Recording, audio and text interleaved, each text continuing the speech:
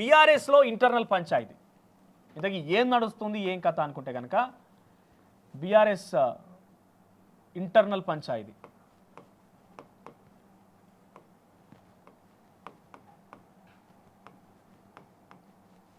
So ఏంది మీకు చెప్పే ప్రయత్నం చేస్తాం. నిన్న నల్గొండ స్థాయిలో జిల్లా స్థాయి సమీక్ష నిర్వహించారు. నల్గొండ నియోజకవర్గంలో ఒకటి ఆ భవనానికి సంబంధించి కావచ్చు, ఇంకేదైనా కావచ్చు. సో తెలంగాణ భవన్ వేదికగా నిత్యం ఏదో ఒక కార్యక్రమం, ఏదో ఒక ప్రెస్ మీటో లేకపోతే కేటీఆర్ నిత్యం రావడం జరుగుతున్న యాక్టివిటీస్ కొంత తెలంగాణ భవన్ వేదికగా చురుగ్గానే ముందు కొనసాగుతున్నాయి. ఇంకా జరిగినటువంటి జిల్లా స్థాయి సంబంధించిన ఒక మీటింగ్లో నల్గొండ నుంచి జగదీష్ రెడ్డి అనుచరులు తప్ప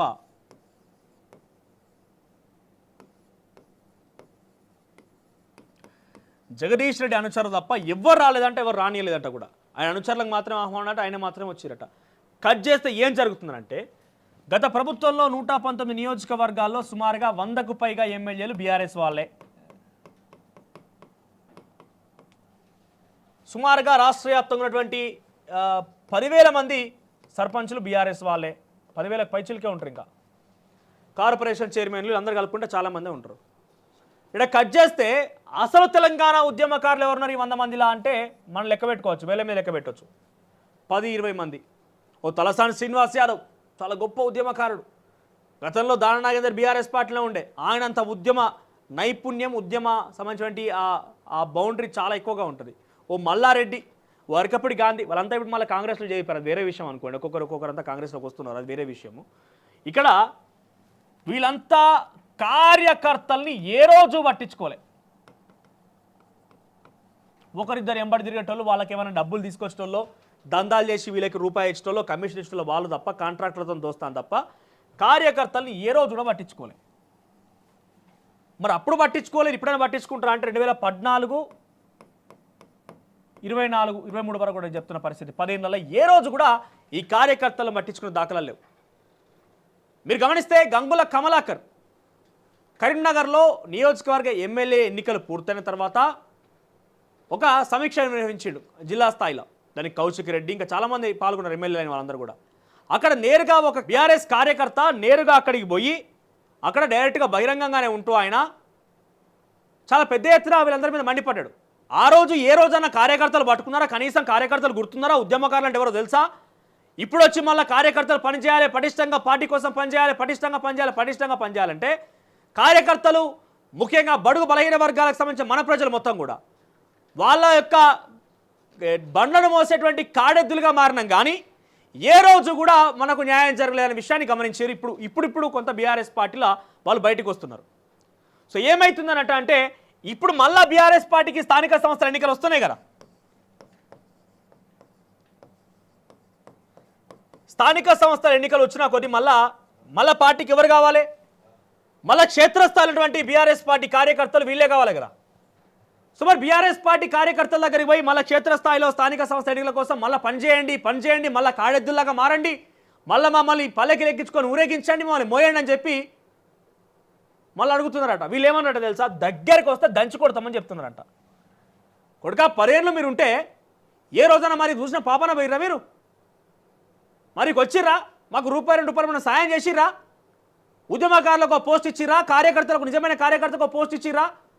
ఉన్న పదవులు మీకు, పైసలన్నీ మీకు, సంపాదించేది మీరు, నా పేరేమో మాక. మళ్ళా ఊర్లకు పోతే ఈ సర్పంచులు 10,000 మంది ఎవరైతే ఉన్నారో నిజం చెప్తున్నా వాళ్ళైతే చాలా ఘోరాతి ఘోరం అబ్బా. చాలా అంటే చాలా దయనీయ పరిస్థితి. పాపాలను చూస్తే పాప మనోళ్ళు లేడు.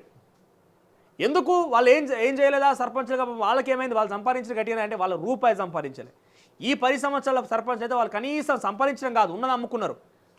మొన్న మాకు తెలిసిన ఒక ఆయన సర్పంచ్ ఉంటే మామూలుగా మాట్లాడుతూ అంటే జనరల్గా ఈ సర్పంచ్ సంబంధించి 10,000 మంది గతంలో తొలి వెలుగు ఒక వీళ్ళందరూ కలిసి రౌండ్ టేబుల్ కాన్ఫరెన్స్ ఏర్పాటు చేసినప్పటికి వెళ్ళిన తర్వాత అక్కడ కొంత ఇంటరాక్షన్లో బాగా కొంతమంది సర్పంచులు ఫోన్ చేసి మాట్లాడిన మాట ఏంటంటే ఒక ఇద్దరు మాట్లాడారు. అన్న నేను 3 ఎకరాలు అమ్ముకున్నాను ఒక ఆయన అంటే, ఒక అన్న లేదని 4 ఎకరాలు అమ్ముకున్నాను ఇంకొక ఆయన అంటాడు. ఎందుకు అమ్ముకున్నారా మీరు అని అంటే, అన్న ఇజ్జతిమానం పోతుంది, కష్టపడి సర్పంచులుగా పోటీ చేసి ఊర్లో మళ్ళీ బతకాలి కాబట్టి, బతుకుదేరు ఉండాలి కాబట్టి వాళ్ళ దగ్గర సిగ్గుమానం పోవద్దని ఇజ్జతిమానానికి భూములు అమ్ముకొని అప్పులు కట్టినామన్నా, అప్పులు చేసి మేము శ్మశాన వాటికలు కట్టినాము, విలేజ్ పార్కులు కట్టినాము. ఒక్కో గ్రామ పంచాయతీ ఒక్కో సర్పంచ్కి ఆన్ యావరేజ్గా 15 నుంచి 20 లక్షల రూపాయలు బిల్లు ఇవ్వాలి. ఇక పెండింగ్ బిల్లులే జీతాలు ఇచ్చినాము. అన్నా నేను 3 అమ్ముకున్నా ఎకరాలు అని అంటే ఇంకొకైనా ఇంకో 4 ఎకరాలు అమ్ముకున్నా అన్న, ఇంకొకైనా ఎకరం అమ్ముకున్నా, ఇంకొకైనా ఇల్లు అమ్ముకున్నా అని చెప్పుకుంటున్నాడు. ఇప్పుడు వీళ్ళ దగ్గరికి పోయాడు ఏ మొహం ఉన్నది బీఆర్ఎస్ పార్టీకి? స్థానిక సంస్థల్లో మళ్ళీ మీరు పనిచేయాలి, మళ్ళీ మనం గెలిపించుకోవాలి, మళ్ళీ మీరే ఉంటారని చెప్పనీకి అవకాశం ఉన్నదా? వాళ్ళు నమ్ముతారా? ఇప్పుడు ఏమైందంటే క్షేత్రస్థాయిలో బీఆర్ఎస్ పార్టీకి ఏమైందనంటే దగ్గరికి పోయి దంచి కొడతామని చెప్తున్నారట. మీరు మా దగ్గరికి వస్తే చెప్పు చేత పట్టుకొని కొడతామని చెప్పి సమాధానం చెప్తున్నాడు కార్యకర్తలు కానీ బీఆర్ఎస్ సర్పంచులు కానీ గతంలో పనిచేసిన వాళ్ళు. ఇప్పుడు వీళ్ళే మొహం పెట్టుకొని ఇంకా బీఆర్ఎస్ పార్టీ సపోర్ట్ చేస్తే చెప్పుర్రి, కట్ చేస్తే ఇదంతా ఒకే ఎత్తు అయితే ఇది చెప్తా ఇంక ఎక్స్టెన్షన్ ఉన్నది. ఈ ఎమ్మెల్యే ఎవరైతే ఉన్నారో మాజీలుగా మారిర్రో, మాజీ ఎమ్మెల్యేలు ఉన్నారో నియోజకవర్గాన్ని మర్చిపోయారు, నియోజకవర్గంలో ఉండలేరు. మరి తమ నాయకుడు ఎవరు నియోజకవర్గంలో ఓడిపోయినా గెలిచినా ఉంటే కదా ఆ కార్యకర్తలకు కానీ ఆ కింది స్థాయి సర్పంచ్లకు కానీ స్థానిక సంస్థల పోటీ చేద్దామని ఆలోచన వ్యక్తులకి కొంత భరోసా ఉండేది. వాళ్ళు ఎవరు లోకల్ లేరట. మళ్ళీ పోతే మమ్మల్ని పైసలు అడుగుతారు, మా దగ్గర ఉన్నాయి, మేమే ఇప్పుడు లాస్ అయినాం, అసెంబ్లీ ఎన్నికల్లో పోటీ చేసి ఓడిపోయినాం కదా, మళ్ళీ మాకు పైసలు ఎన్నికలు వస్తాయి, మళ్ళీ 5 ఏళ్ళు బతకాలి కదా, మళ్ళీ పోటీ చేయండి, మళ్ళీ కోటాను రూపాయలు కావాలి కదా అని వీళ్ళు మళ్ళీ పోతే సర్పంచులు కానీ స్థానిక సంస్థల కార్యకర్తలు కానీ ఇంకెవరన్నా కానీ ఈ ఎమ్మెల్యేల దగ్గరనే మళ్ళీ ఆర్థిక సాయం కోరే అవకాశం ఉంటుందని ఒక భయాందోళనలో వీళ్ళు పోటీ బంద్ చేసిరట. వీళ్ళు నియోజకవర్గాలకు పోతలేరు, ఇక నియోజకవర్గాలు పట్టించుకుంటలేరు, ప్రతిపక్షం అనే మాట వదిలేసిరు. ఇక ఏమున్నా హైదరాబాద్ చుట్టుముట్టు గిన్నే, ఇక వాళ్ళ ఇళ్ళలో వండుకుంటా విలాసవంతంగా తెలంగాణ భవన్కి పోవాలి, హాజరు చేసుకోవాలి, కేటీఆర్ దగ్గర ప్రసన్నం చేసుకోవాలి, మళ్ళీ టికెట్ ఇవ్వాలంటే కేటీఆర్ దగ్గర ఏమో కలరింగ్ ఇవ్వాలి, కేసీఆర్ దగ్గర కలరింగ్ ఇవ్వాలి, హరీష్ రావు దగ్గర కలరింగ్ ఇవ్వాలి, కవితక్క దగ్గర కలరింగ్ ఇవ్వాలి, మళ్ళీ ఇంటికి పోయి సపరేట్గా వండుకోవాలి. వీళ్లకు ఏమాత్రం నియోజకవర్గం మీద కానీ నియోజకవర్గ సమస్యల మీద కానీ నియోజకవర్గం కార్యకర్తల మీద పట్టు లేరు, వీళ్ళకి సంబంధించిన అంశం పోతలేరట్టుగా. ఇప్పుడు ఏమవుతున్నది, మళ్ళీ స్థానిక సంస్థ ఎన్నికలు కాగానే కేటీఆర్ ఒక పిలుపునిచ్చిండు, స్థానిక సంస్థలో మనం పట్టు నిలుపుకోవాలి, ఈ ప్రభుత్వం ఫెయిల్ అవుతున్నది, మనం మళ్ళీ ఉనికి పుచ్చుకోవాలని చెప్పి కేటీఆర్ పిలుపునిస్తే వీళ్ళు మళ్ళీ పోయి మీరు పని చేయాలనే, మీరు మంచిగా పని చేయాలని, నువ్వు వస్తాం మళ్ళీ కలుస్తాం కనుక మీరు అది పని చేయరు, మీరు పని చేసుకోరని చెప్పి ఈ కార్యకర్తలకును ఈ మాజీ సర్పంచులు చెప్తున్నారట. వీళ్ళు ఏమన్నట్టు తెలుసా, నువ్వు తోకు కానీ ఈ కానీ నువ్వు చెప్తేనే మళ్ళీ చేయాలన్నా అని చెప్పి వాళ్ళు చాలా తేలికగా కొట్టిపారేస్తున్నారట.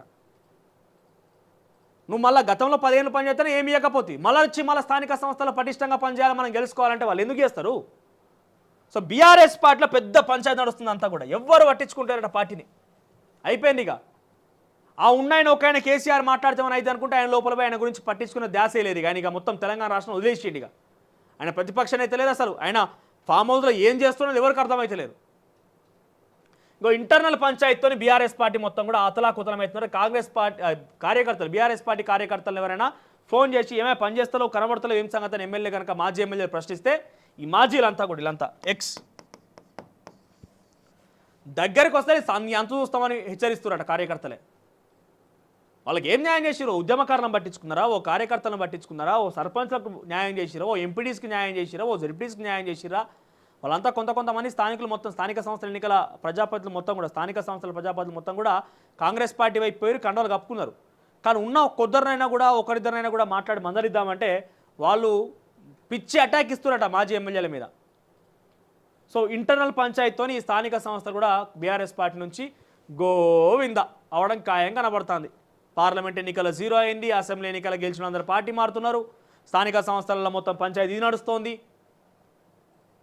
ఇది బీఆర్ఎస్ పార్టీ నేతలు అంగీకరిస్తారు ఈ యొక్క మొత్తం విషయాన్ని, వాళ్ళు ఏం తప్పుపట్టరు, వాళ్ళు అంగీకరిస్తారు ఈ విషయాన్ని. సుధా మరి ఆ పంచాయతీ ఎట్లా కంట్రోల్ చేస్తారు ఏందనేది అసలైన తొలి వెలుగు. ఫాలో వాట్సాప్ @తొలి వెలుగు official.